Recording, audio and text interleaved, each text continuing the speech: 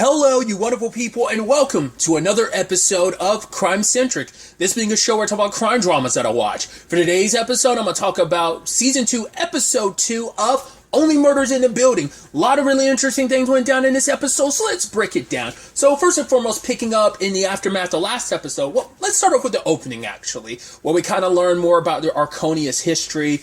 Basically, the architect of it was a dude named Archibald, who built it back in 1908. So it seems like the little elevator, I was like, oh, could it have been like a Prohibition thing? No, it like way predates Prohibition. Apparently it was like Archibald's thing to like hold secrets in the buildings that he built, because the Arconia was the fourth building he built. Makes you wonder were there any other buildings he built after it. Either way, each one has a secret that only he knows about. So I wonder, is there going to be some correlation or connection in that? That it's like, oh, this secret elevator probably plays a role in all that, because whoever killed Bunny had to have known of the elevator's existence. So it has to be someone that's... Because we find out that Archibald married someone. They had a daughter, Lenora, who is Bunny's mom.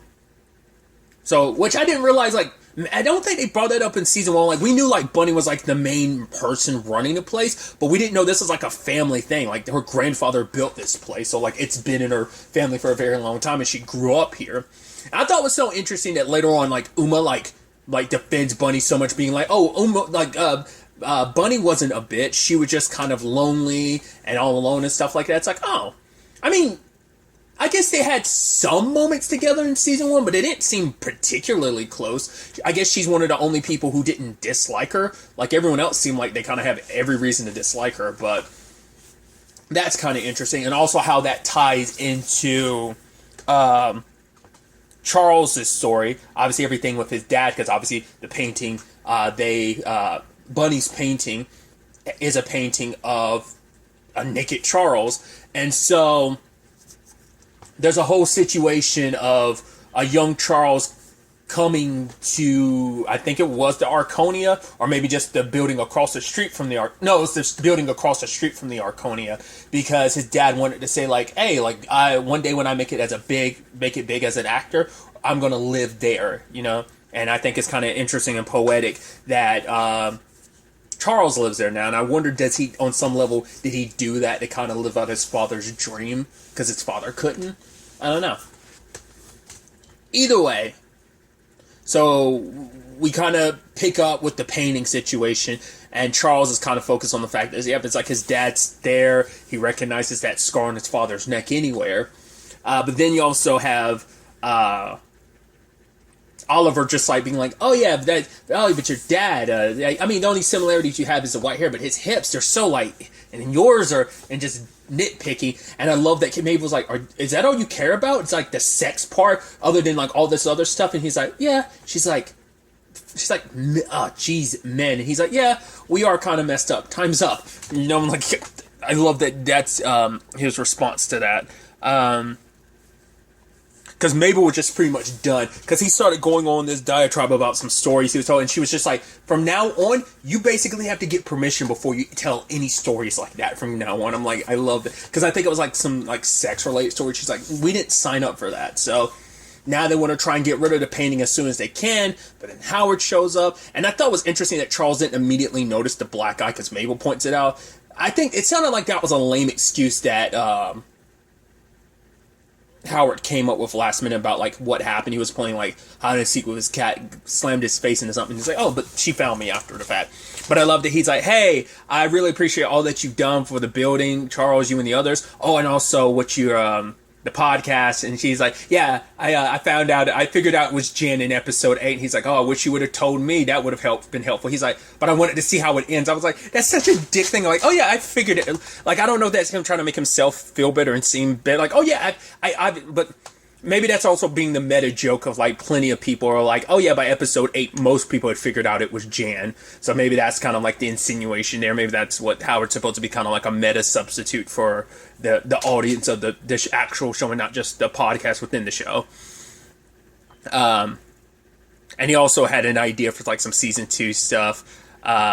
telling them that they should come to Bunny's like memorial, because it's like, hey, the real killer might actually be there, and that might be your best chance to kind of clear your names, even though they're like, we shouldn't go because literally everyone thinks we murdered Bunny, and that's everyone kind of hates us in a building. So But when it was all said and done, they do decide to go. And obviously, once again, the person who really gives them the business first is Uma. Once again, like, she didn't seem particularly close to Bunny, but it makes me wonder, we're going to find out there's actually a lot more going on there. Like, was her and Bunny secretly close? Like, because in my recollection during season 1, they didn't have many, only a handful of interactions, maybe, but maybe because maybe her and Bunny were friends. Like, maybe they grew up in Arconia together or something like that. Maybe there's some correlation there. But, obviously, Lenora shows up because she's looking for the painting, because it's like, yeah, the painting didn't belong to Bunny. It actually belonged to Lenora. And obviously, Lenora is very much like her daughter. We see where her daughter ended up getting kind of that nasty personality from, because they're sending she asked someone to make her a certain drink, and it's like, oh, like Howard made a mistake of making it with like some chocolate syrup, because he thought it was like some drink, it was like a chocolate drink, instead of like, no, it's a coconut drink. She's like, get this away from me, basically, you idiot. Oliver's trying to say like, oh, maybe Lenora killed her daughter over the painting, but then it's like, the lady's practically blind. She even says like, right, like her peripheral vision is super good, but everything else isn't that great. I thought it was interesting, like when she got a close up to everyone else, she was like looking at them like from her peripheral, like super up close, and almost kind of smelling them. And I was like, was she expecting a certain smell off of them? Like, I was wondering, like, maybe she was trying to smell something that would have been on Bunny, or maybe just her sense of smell is so strong that she would have been able to tell if they're liars, because she knew that they didn't kill Bunny, but she knew they were also hiding something. So, actually, really quickly, too, since we're on the subject of, you know, them being the killers and stuff, well, suspected killers, I do love that both Mabel and Charles are being framed, but Oliver is upset because he's like, no, I mean, you guys are being framed and I'm not. But he's like, which is kind of absurd considering I'm the most compelling of the group or something like that. Either way, they came up with a plan to basically sneak the painting back into Bunny's apartment. And I love when Oliver and Mabel are transporting the painting. They run into Lester. He's like, oh no, I've got the good thing. I'll transport the painting over there. Like, no, get away from us. Leave us alone. He's like, can I at least get in the elevator with you? They're like, there's no room in here for you. And you see the look on Lester's face. You're like, oh, poor Lester, poor guy. It's like, that was, I mean, obviously, Oliver had no choice but to do that, but it was still kind of like, oh, Lester's a good guy. It seems kind of shitty for you to treat him like that. But in the elevator, we talk a little bit about Mabel. Obviously, her smiling and happy, getting contacted by Alice. And it's like, right, she's figuring that everything between her and Oscar, he's probably just not in this season, so they're probably like writing around that of like, oh, Oscar, she's like, I'm just waiting for the text for us to just be friends. And it was basically that thing of Charles coming, I mean, God, I keep doing that. Oliver coming from the perspective of, yeah, it's most likely a situation of, right, when something dangerous and passionate like kind of happens, dangerous and all that kind of happens, and all the passion really, trauma bonding is the exact word Mabel used. That is, right, something traumatic and all that death and stuff is what surrounded them, everything with Zoe and, Tim. God, I almost blanked on Tim's name there. But all that kind of brought them together. But, Oliver was talking about, like, once everything's kind of calmed down, you kind of have to start facing reality about what happens next. So, and he kind of used the example, like, yeah, there's a thing between me. That's why me and Judi Dench didn't work out or something like that. Mabel looks at him and is like, that didn't happen, did it? He's like, you understand me so well. Even later on, I love that moment where he was like, ooh, that's a good line. He's like, damn, I wasn't recording. She's like, but I was. And she was happy about it. And then she was like, wait, am I turning into you? I love that he's probably rubbing off on her a lot more than she wants. Probably like, yeah, I would rather Charles rubbed off on me than like you. But, which, speaking of Oliver, I love his meeting with Amy Schumer, because they had dumped the painting off because they got locked outside and people were coming nearby, so they're like, all right, we gotta stash it somewhere and put it between some trash dumpsters.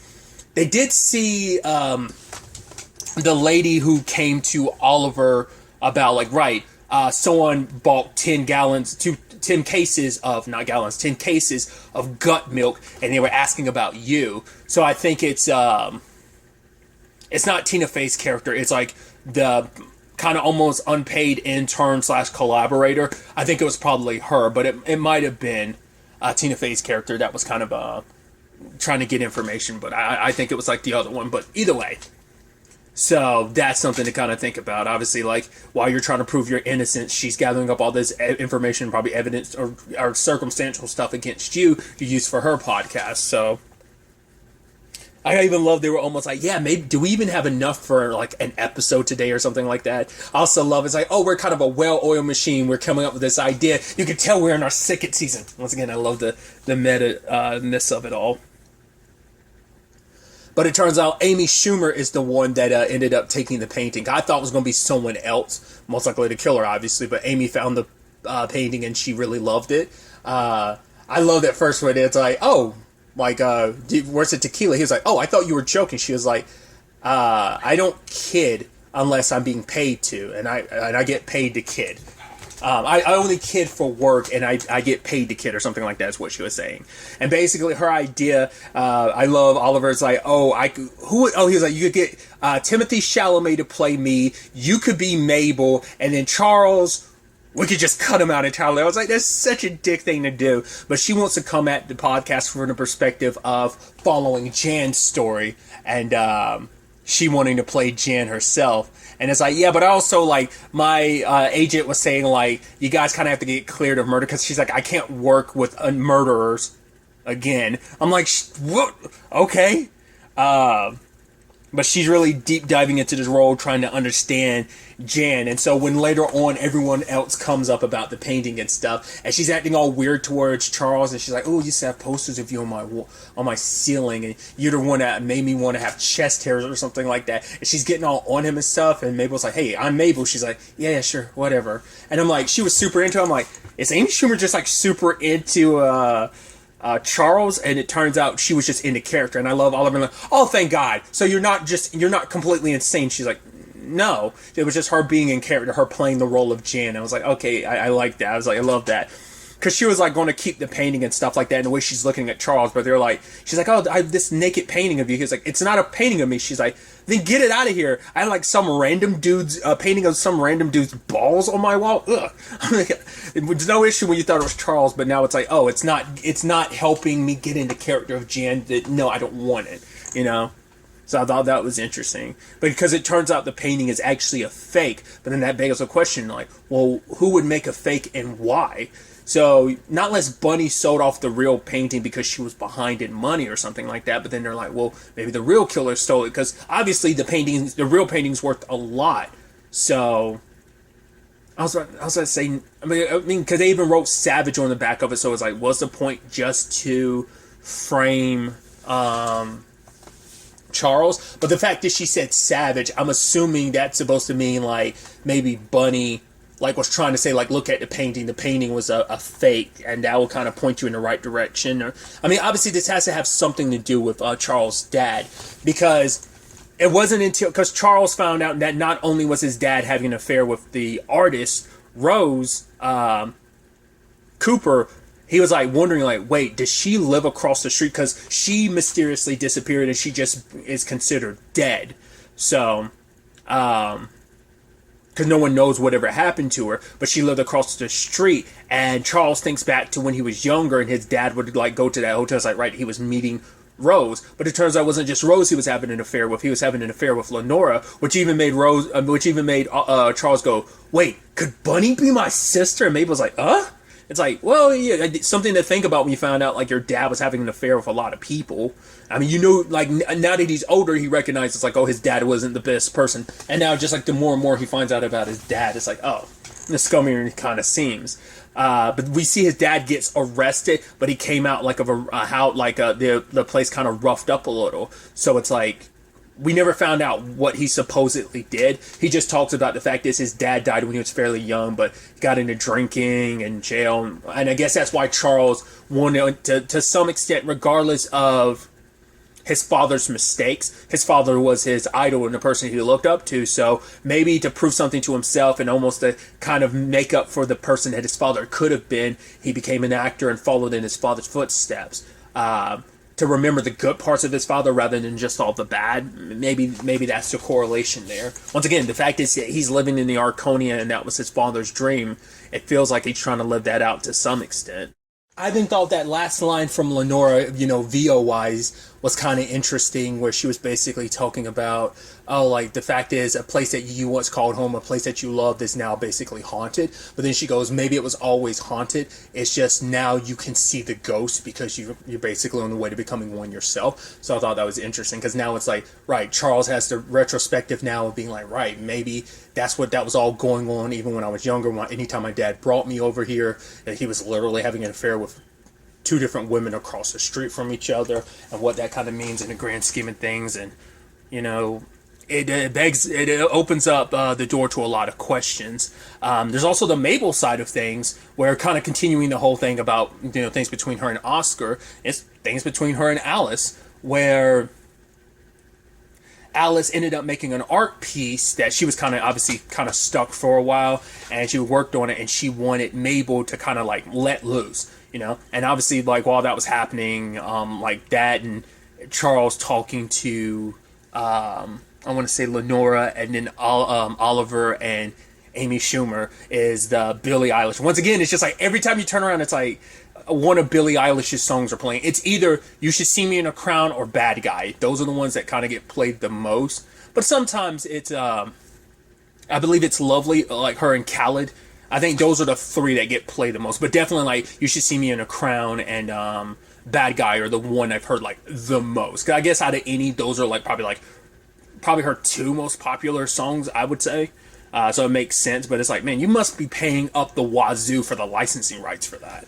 I mean, you never know. Like, I mean, music is super expensive, but I guess like legacy artists, it probably like is up even more up the nose. But it's like, since she's such a big artist and such a like those are really popular songs, you'd think like you'd have to pay a lot for that, but who knows?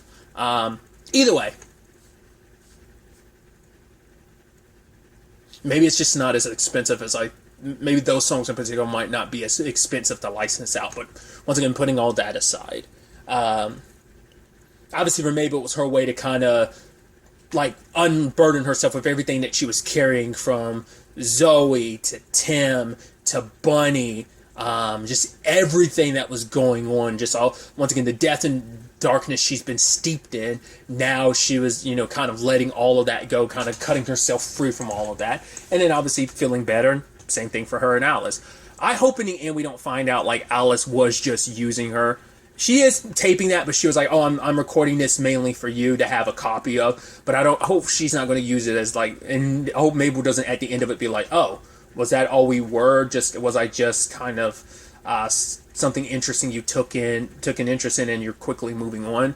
Or maybe it just might be a thing at the end of the season. You're just going to have to go to separate ways because Alice is going to have to move on. She wants Mabel to come with her, but whatever the circumstances are at the end of the season, maybe either Mabel just wants to stay here because this is her home, this is where she belongs, she's found her place, or just other extenuating circumstances happen that maybe she can't be around Alice and Alice is kind of leaving.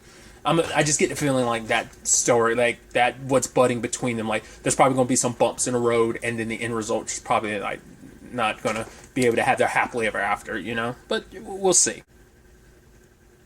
And finally, there's also Oliver walking away in this episode with a gift, and that is Bunny's parrot,